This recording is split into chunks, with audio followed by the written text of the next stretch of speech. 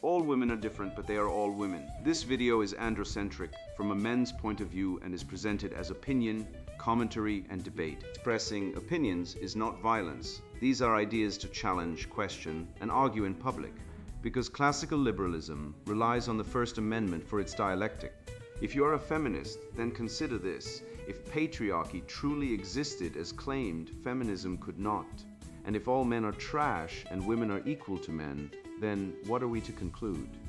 Women will die for their children, men will die for their wives and children, and God chose to die for all mankind. Authority rolls up with responsibility. If this framing of facts offends you, click off to a cute cat video.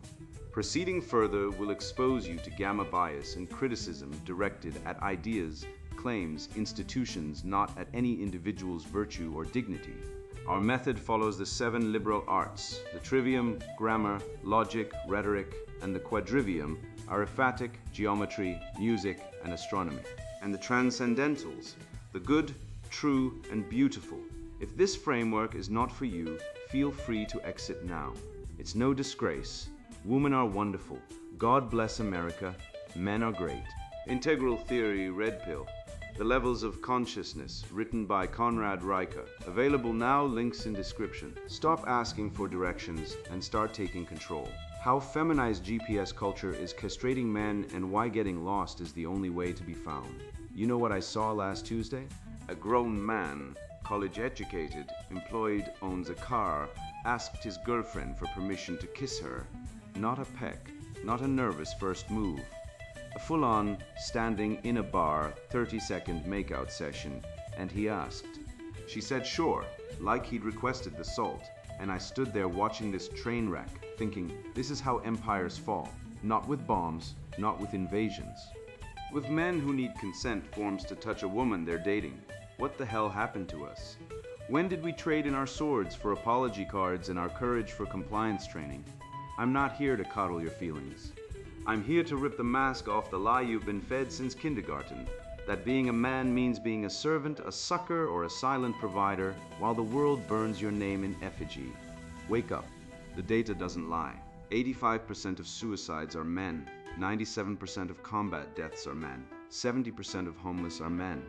And yet, feminism holds rallies for women in tech, while real men die in silence, alone, unthanked.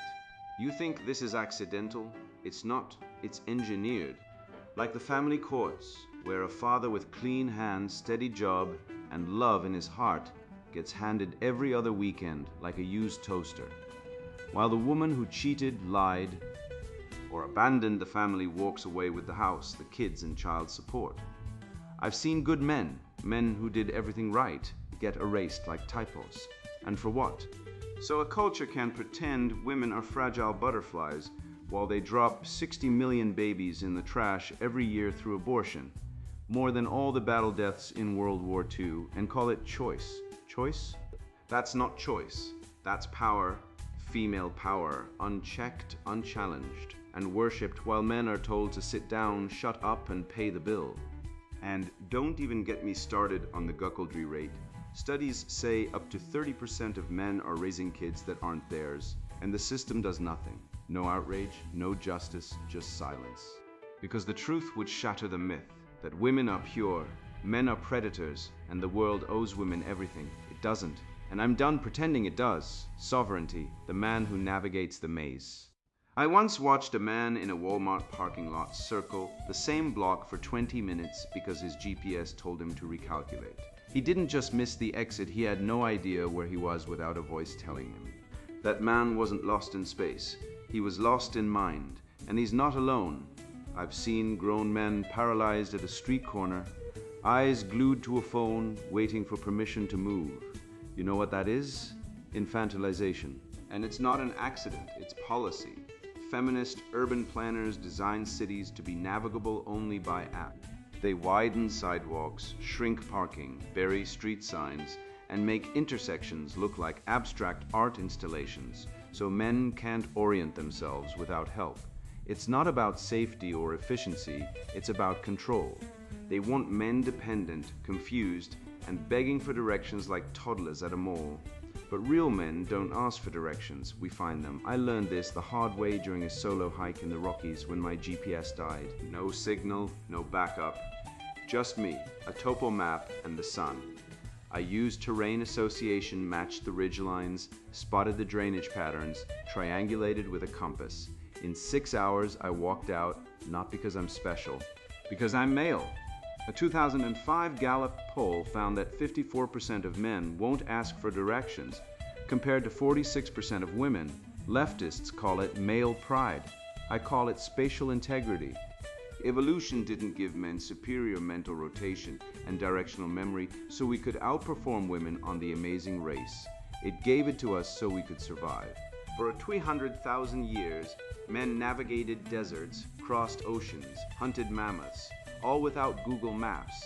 The Polynesians, they sailed 3,000 miles across open ocean using only stars, wave swells, and the flight paths of birds.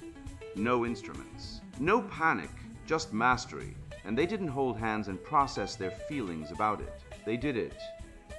That's the masculine spirit, silent competence. But today's man, he's been neutered by convenience. GPS erases the need for memory. Dating apps erase the need for courage. HR departments erase the need for responsibility. And feminism, it's declared male spatial dominance toxic because it threatens their narrative of female superiority. They'll tell you men are aggressive for knowing where they're going. But aggression isn't violence, it's intention. And intention is the root of all achievement. When a Navy SEAL in Afghanistan got separated from his unit, he didn't cry, he didn't call HQ.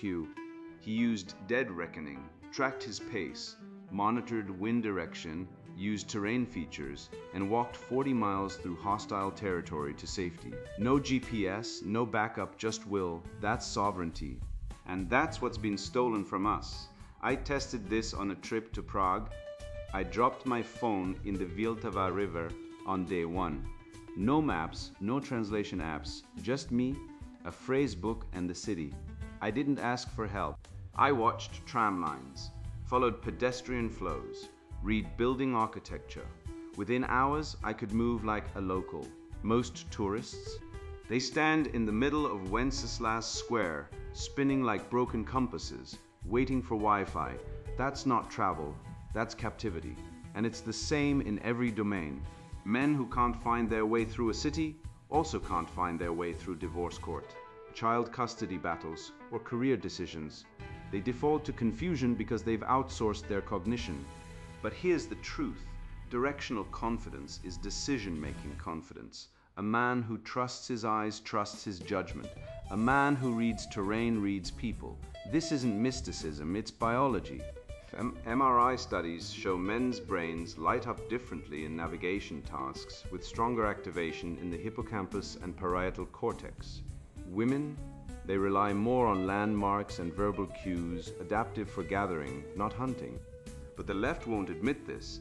They'd rather claim men are socialized to not ask for help than admit that male brains are built to lead, and so they pathologize our instincts. They call our independence toxic masculinity. They call our competence patriarchy. They call our silence emotional repression. But I call it sovereignty, and I reclaim it. I train men in orienteering, land navigation, and urban recon, not as hobbies, but as rites of passage.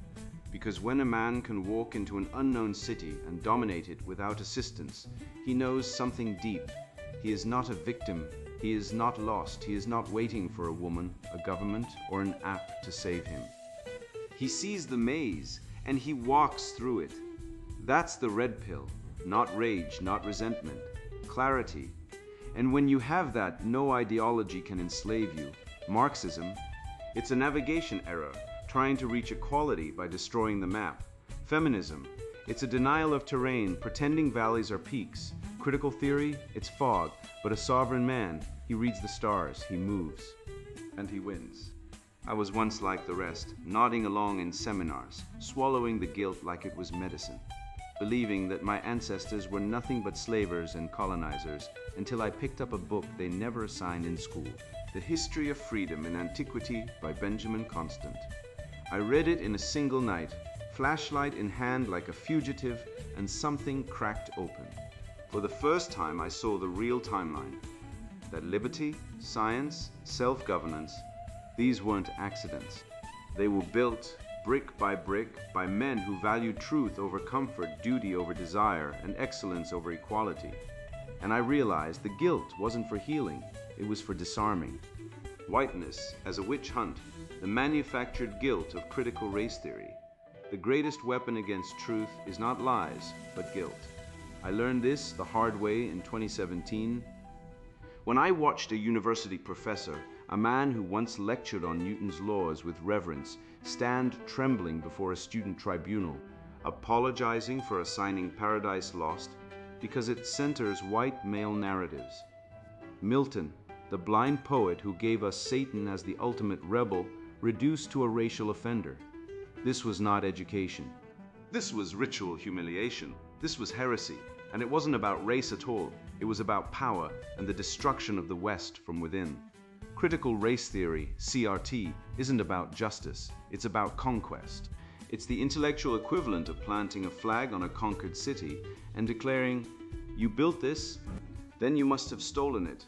The irony is, the West is the only civilization in history that ever abolished slavery on moral principle, while the rest of the world either still practices it or never outlawed it, and yet we are the ones branded as eternal sinners.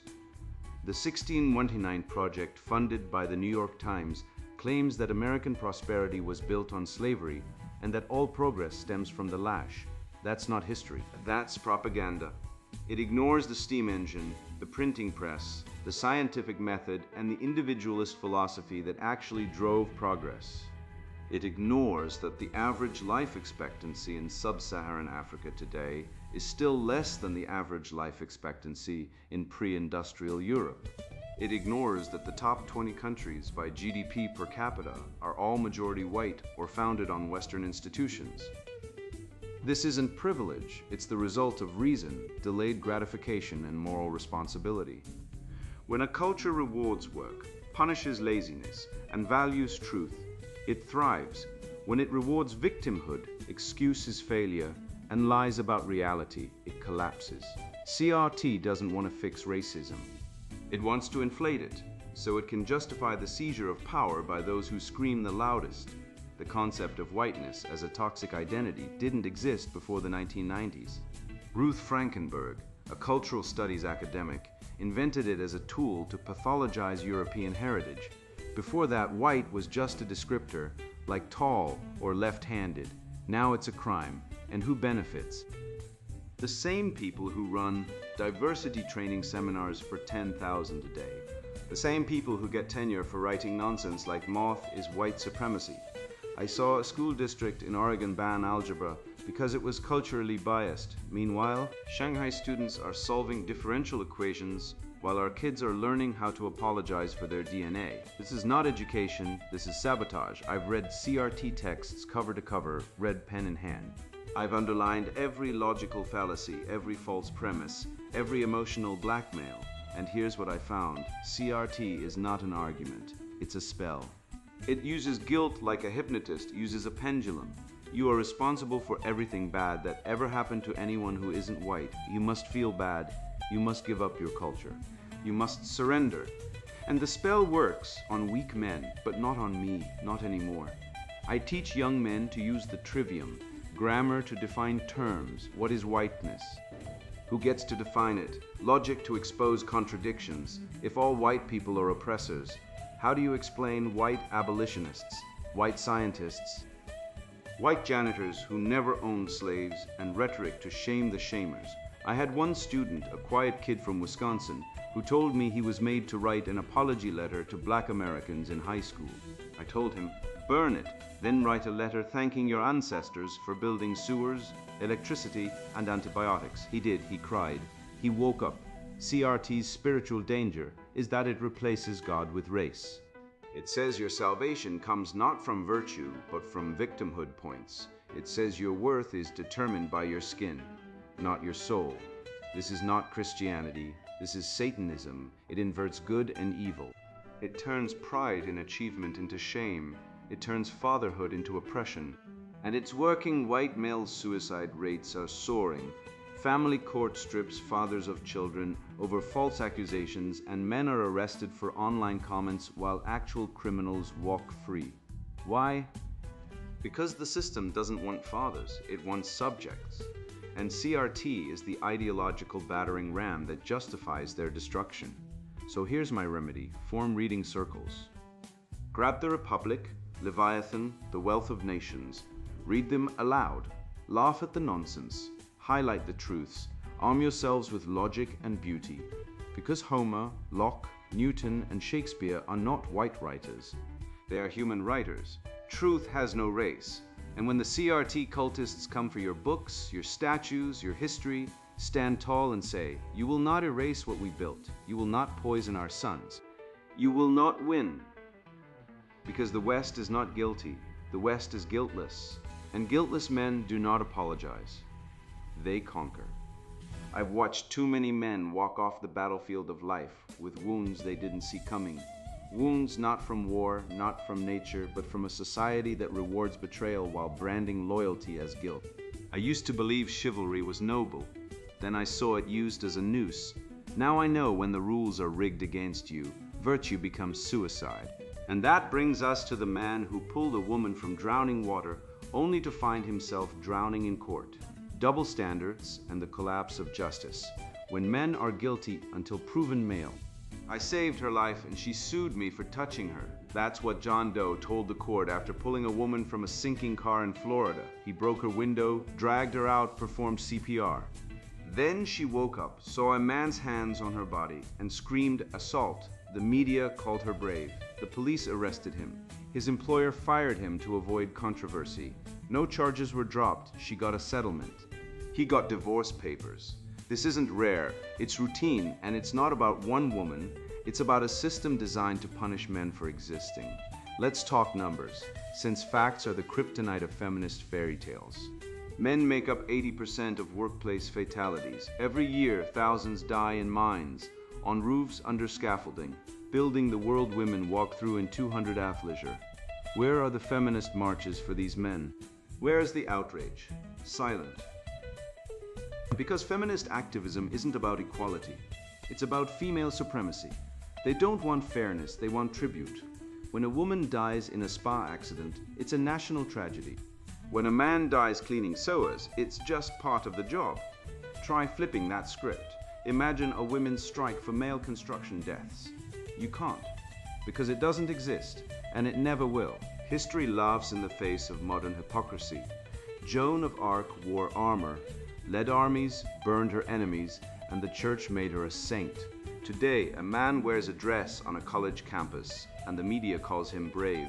But a man who wears a uniform, fights in a war, and comes home broken. He's toxic. He's emotionally unavailable. He's told to check his privilege while sleeping in a VA hospital with shrapnel in his spine. The double standard isn't just absurd, it's weaponized betrayal. We glorify female masculinity but criminalize male virtue. Leftism doesn't care about justice, it cares about power. And its entire legal architecture is built on one assumption. Men are guilty until proven male. The US. Sentencing Commission confirmed in 2017 that men receive 63% longer prison sentences than women for identical crimes. Same crime, same evidence. Different gender, different outcome. This isn't justice, it's judicial misandry. It's baked into the system like rat poison in cake. And don't think the courts don't know it, they do. They just don't care because the law isn't blind, it's a woman and she's angry. Look at Me Too. A woman says a man looked at her funny and his life implodes. No evidence, no defense, no trial. Just Twitter, tears, and termination. Meanwhile, when a man is falsely accused like the 8% of rape cases later proven false by DNA, National Registry of Exonerations, he gets no apology, no job back, no reputation, just a locked apartment and a handgun. The system isn't broken. It's working exactly as designed, protect women at all costs, even when the cost is male extinction. Joe Biden stood on a stage and said, "We're in a battle for the soul of the nation." He framed men as the enemy, women as the victims. as if the 1.3 million American men who died in war were just collateral damage in a feminist origin story. 97% of combat deaths in US history are male. But sure, Joe, let's talk about the soul. The soul of a nation isn't found in safe spaces or pronouns. It's found in men who march into fire so others don't have to. But you won't hear that from the left, because they don't honor sacrifice, they exploit it. So here's the praxis. Stop being useful. Stop paying for dates. Stop taking the blame. Stop risking your body for women who'd sue you for saving their life. You're not a servant. You're not a resource. You are a man. And the only reason you're being treated like livestock is because you keep acting like one. No more unilateral sacrifice. If she wants chivalry, she earns it. If she wants protection, she proves loyalty. No more free passes. No more martyrdom for ungrateful beneficiaries. They taught you to be chivalrous. They taught her to weaponize tears. So she cries harassment when you say good morning and you apologize like a trained dog. Meanwhile, she posts thirst traps on Instagram, tags freedom, and calls men pigs. This isn't psychology, it's training. And you're the lab rat pushing the lever for a crumb. Christianity honored male sacrifice. Christ died for humanity. But today, men who provide, protect, and sacrifice are called dead inside. You're mocked for being dependable, called boring for being responsible. While the woman who abandons her kids for a yoga retreat in Bali is finding herself, the church once said sacrifice was holy. Now the culture says it's toxic, which tells you everything about where we are and how far we've fallen. So arm yourself with the trivium, grammar, name the lie, call it what it is. Gynocentrism, logic, follow the asymmetry. Women get protection, men get punishment. Rhetoric, demand reciprocity. No more one-way duties. If she wants a knight, she wears the armor too. If not, she walks alone. The age of male martyrdom is over. The age of male sovereignty begins now. I've seen it too many times. Men reduced to trembling supplicants, begging for scraps of validation, while women roll their eyes and swipe left. It's not attraction they're killing. It's themselves. I used to believe the lie that kindness alone would win her over. That if I just listened, empathized, and never made her uncomfortable, she'd fall for me. But the truth hit me like a gut punch at a bar in Berlin, watching a woman pull a stranger into a dark corner after one smirk and a whispered line. No forms, no disclaimers, just action. That's when I realized women don't desire safety. They desire certainty, and the man who hesitates, especially with something as primal as a kiss, is broadcasting weakness, not virtue. Passion, power, and the kiss of truth, reclaiming male vitality from feminist freeze. Nice guys finish last, Henry Kissinger. And let's be honest, nice guys don't even finish. They're too busy apologizing for existing. I watched a friend of mine, let's call him Steve, spend 2 months texting a woman, asking permission to hang out, then asking permission to hold her hand, then, God help us, asking permission to kiss her. He sent a full paragraph of emotional labor. I really like you and I don't want to make you uncomfortable, so if you're okay with it, she ghosted him. Not because she didn't like him. She ghosted him because she didn't respect him. Meanwhile, the guy who took her out the next week leaned in, kissed her at the end of dinner. No speech, no trembling, no consent seminar, and she texted him the next morning. That was hot. Let's not pretend this is about ethics, it's about energy. One man treated romance like a job interview. The other treated it like a conquest. Guess which one won? James Bond doesn't say, would you be open to the idea of a kiss, given our emotional connection and mutual attraction? He doesn't ask, he acts. He's not a corporate HR consultant. He's a spy with a Walther PPK and a libido that could power a small nation, and women flock to him. Feminists rage about Bond because he embodies what they fear. Unapologetic masculine agency. They don't hate him for being violent. They hate him for being desired. They don't want men to be dangerous. They want men to be manageable. And so they've launched a full-scale war on male desire, rebranding it as toxic if it isn't mediated by guilt, apology, and endless negotiation. But here's the truth. Women are hardwired to respond to confidence. Not arrogance, not cruelty, confidence. And when you're new to that, you don't create equality. You create a generation of men who can't even close the deal on a first date. Let's talk facts. According to the NIH in 2021, erectile dysfunction in men under 40 has tripled since 2000, not due to obesity, smoking, or diabetes. The leading predictors now: psychological distress and performance anxiety, both of which are fueled by feminist propaganda that tells men their natural urges are dangerous. You're not sick because of your biology. You're sick because you've been brainwashed into thinking your masculinity is a crime. You've been told to ask before you touch, to check in emotionally, to deconstruct your privilege, while women in private admit they're turned off by it. A 2023 Match.com survey found that dating profiles with dominant language, "I'll take you out," "I know what I want," get 3 times more matches than "I'm a good listener" bios. Women say they want nice guys, but their swiping behavior says otherwise. There's a cognitive dissonance here, and it's killing male vitality. This isn't about game. This is about biology. Women subconsciously test men for confidence through physical initiation. It's a primal audition, and if you hesitate, you fail. Evolution didn't design women to respond to beta providers who ask permission to kiss, like they're requesting a raise. It designed them to respond to men who lead. A study from the University of Albany found that women rate dominant kissing styles, initiated, firm, confident, as significantly more attractive. But here's the twist. Those same women are taught to label such men as aggressive or creepy in public. Why? Because feminism needs men to be afraid. Fear is the weapon of control. If men are afraid to act, they're easy to manipulate.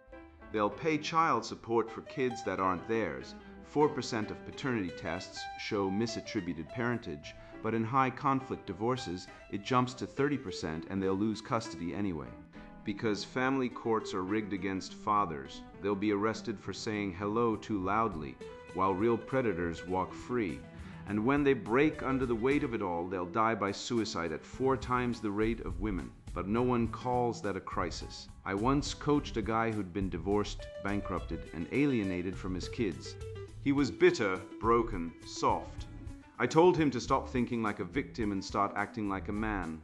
We worked on posture, eye contact, voice tone, basic dominance signals. Then I told him to go on a date and kiss her first without asking. He resisted. "What if she slaps me?" I said. "Then she wasn't worth it." But she won't, because women don't slap men they're attracted to. They slap beta orbiters who think they've earned a kiss by buying dinner. He did it. She kissed him back. And then she said, "I was wondering when you'd man up." That's the real test, not consent, courage. Most modern men have been raised on consent culture so hard, they freeze like deer in headlights. They don't fail because they're immoral. They fail because they've been deprogrammed from their instincts. Look at the Song of Solomon. "I am my beloved's, and his desire is for me." Not his desire must be negotiated within a safe, trauma-informed space. No desire, it's divine, it's sacred. The text celebrates male pursuit and female surrender, not as oppression, but as harmony. This is the living spirit of Western civilization: passion, beauty, truth, courage. Feminism doesn't oppose patriarchy. It opposes reality. It wants to rewrite biology, but biology doesn't care about your ideology. Women are not oppressed by male desire. They are activated by it. And when men suppress it, they don't create equality. They create emptiness. A man who won't kiss first is a man who won't lead, and a man who won't lead is a man who won't live. The trivium of seduction isn't complex. Grammar, read her signals: eye contact, proximity, touch. Logic, if she's flirting, she wants you to act. Hesitation is illogical, rhetoric. Kiss like a king, not a peasant begging for scraps. The kiss isn't romance. It's a biopolitical test. It's about dominance, desire, presence. It's the moment where a man either claims his masculinity or surrenders to feminist conditioning. And right now, millions of men are surrendering. They're not evil. They're ignorant. They've been lied to, but the truth is coming. And when it does, it won't ask permission. It will take what is rightfully yours. You think you're lost? No, you were never lost, just lied to. For years, they told you to ask for directions, to be sensitive, to wait your turn to apologize for existing. They fed you feminist propaganda like it was mother's milk, then wondered why you couldn't find your way out of a one-way street. Let me tell you something they don't want you to know. Men don't get lost, they adapt. They dominate, they navigate. The Polynesian wayfarers didn't have GPS. They had stars, and you have testosterone, spatial reasoning, and 200,000 years of evolutionary programming to lead, not follow. Yet they've turned you into a corporate eunuch afraid to kiss a woman without a signed consent form. Pathetic. Worse, it's deadly. Men are 3.5 times more likely to die by suicide than women. CDC 2023. And not because we're broken, because we've been stripped of purpose, demonized for strength, and punished for providing. Feminism didn't liberate women. It enslaved men. It turned marriage into a legal trap where 70% of divorces are filed by women. Pew Research, yet men still pay child support, lose custody, and get arrested for back payments. Try that with dog ownership, you'll get laughed out of court. And don't get me started on abortion. Over 60 million unborn American males erased since Roe v. Wade. While men are still expected to protect and provide for what? A womb that can delete you before you're born. Wake up. The system isn't broken. It's working exactly as designed to break you. But here's the secret they fear most. You already won. Just by reading this, you've seen the Matrix. You know women aren't angels. They're hypergamous, status-seeking, and biologically wired to test your dominance. Just ask David Buss, UCLA evolutionary psychologist. You know CRT is a cult, not a curriculum. You know whiteness is a guilt-laden fiction used to shame the most productive civilization in history into surrender. And you know this, a man who kisses with confidence, leads without apology, and navigates by instinct isn't toxic. He's transcendent, so go, walk into that city like you own it. Kiss like you mean it. Read the stars, not the algorithm. They'll call you arrogant. Good, let them. Arrogance built cathedrals. Humility builds group homes. You are not their slave. You are not their punchline. You are the living spirit of the West, unbroken, unshackled, and awake. Now go tell the others. And now the sponsored book Introduction, Integral Theory, Redpill, The Levels of Consciousness. Society's collapsing, and you feel it. I did too. For years, I struggled against a culture that shames strength while demanding weakness from men. Feminism and Marxism have pushed an infantile worldview, poisoning Western civilization. I watched marriages fail, businesses crumble, and men stripped of purpose. Then I discovered integral theory. It wasn't just philosophy, it was a survival manual. By mapping consciousness levels from archaic to integral, I shattered illusions about equality and reclaimed timeless masculine virtues. This book distills that hard-won insight into battle-ready tactics. You learn to decode hidden societal structures using Ken Wilber's quadrants: subjective, objective, cultural, systemic. We'll dissect Jungian shadow work to reclaim repressed power and Stoic-Christian discipline to forge unbreakable resolve. Chapters like Mastering the Shadow and Stoic-Christian discipline systems provide tools to dominate business hierarchies, evade state marriage traps, and build generational legacy. You'll engineer exponential gains through 1% daily compounding and develop psychopath immunity shields. This is about commanding reality, not reacting to collapse. This book is for rational men ready to lead. If you're tired of double binds, shamed for lacking masculinity, yet demonized for showing it, this is your blueprint. We reject cultural Marxism's lies. Gender equality is a fantasy. Men must lead, women mother. Vulnerability, a trap. True strength lies in humility, integrity, and radical responsibility.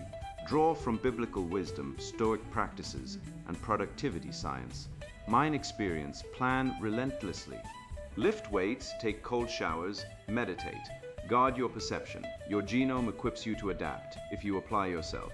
Non-target readers, put this down now. If you champion feminism, postmodernism, or victimhood, you'll hate every page. Go knit or binge Netflix. This isn't for you. For the red-pilled man, your hero's journey starts here. We'll resurrect your ego through ego death and resurrection, decrypt synchronicity, and activate integral intelligence. Stand at the threshold of the integral civilization. Your legacy awaits. Begin. Integral Theory Redpill, The Levels of Consciousness. Written by Conrad Riker. Buy now. Links in description.